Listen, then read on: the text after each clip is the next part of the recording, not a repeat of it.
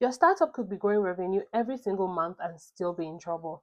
How? Because revenue growth actually covers a lot of sin, but gross margin doesn't. In today's video, I'm going to tell you exactly what gross margin tells you about the true health of your startup and what it means in practice. Welcome to Toyosi's Finance, where we break down money, business, and strategy in simple terms.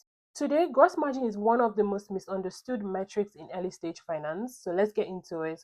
Gross margin is simply the percentage of your revenue that is left over after you pay the direct cost of delivering your product or services. The formula is simple. Gross margin equals to revenue minus cost of goods sold divided by revenue times 100%. So if your startup makes 100k in revenue and it pays 30k as direct cost, then the gross margin is actually 70%. 70k is what you have left to fund into your startup, to pay your team, to run marketing, or to even invest in growth. But here's the key point. Gross margin is not about how much you're making, it's about how efficiently you're making it. And here's why most founders actually go wrong. Because two startups can have the same revenue and be in two different positions. For example, we have startup A that has 500k in revenue and its gross margin is 80%. So it has 400k left to work with.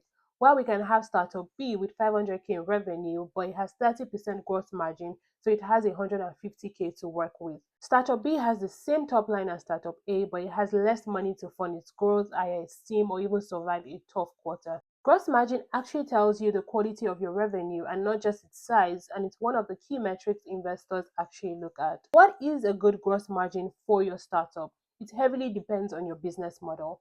For a software as a service, SaaS, or software company, in 2026, the benchmark is actually 75% or higher. The best SaaS companies actually hit about 80 to 90% for gross margin. For a fintech or a marketplace, your gross margin could be lower at about 40 to 50%, and this is because transaction costs or other payment processing fees could actually eat into your margin. While for an e-commerce or a company with physical products, your gross margin could be about 30 to 40% because you pay more for manufacturing costs, for logistics, and other costs that are directly impacting your business. Also, for AI native companies, the gross margin right now is about 25% or lower, and investors actually understand this, but there should be a clear path on how you intend to scale this as the company grows. The key point is you need to know your industry benchmark because a 50% gross margin in e-commerce is strong, but the same 50% in SaaS could be a warning sign. Now, let's talk about what it means when your gross margin is low or shrinking. First problem could be that your pricing is too low. If your cost is eating way into your revenue, then you might not be charging enough for what you deliver. Then the second problem could be that your delivery costs are too high. You might be over relying on manual operations or labor heavy processes that are yet to be optimized. Then third, your product mix is wrong. Some products or services have a much higher margin than the others, so if you're selling more of the low margin products to meet your revenue targets, then you're diluting the overall health of your startup. Another problem could be that you're misclassifying costs. This is a very common problem at seed stage. You might be putting expenses or costs that should be in your cost of goods sold in your OPEX, and this will make your gross margin look better than it really is, and it could be a problem when investors actually dig deep into your numbers. On the flip side, a high gross margin could actually mean that your business model is scalable. So for every new customer that you add, it costs you very little to serve them. Also, it shows that you have high pricing power. You're not just discounting prices to be able to gain some market share.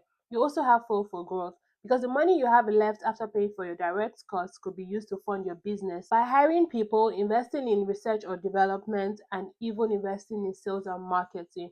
A high gross margin also shows that your business is fundable. In 2026, investors are looking for businesses or startups with high gross margin at about 70% and above, so it makes your valuation conversation even easier.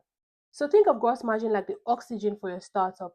You can actually survive without it for a while, but if you ignore it for too long, it could actually become a problem. So now how do you actually improve your gross margin?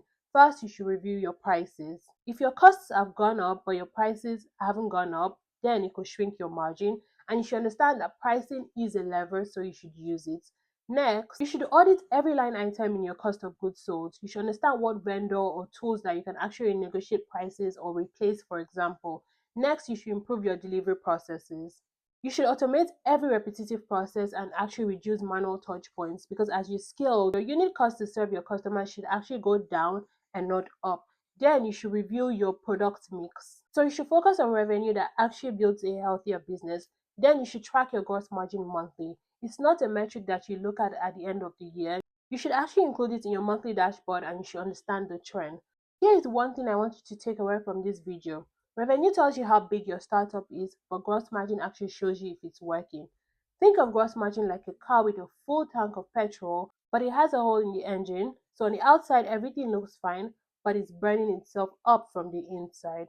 So you should know your gross margin, you should track it and try to improve it. Thank you for watching this video. If you found it useful, give it a thumbs up and also follow Toyosi's Finance. Goodbye.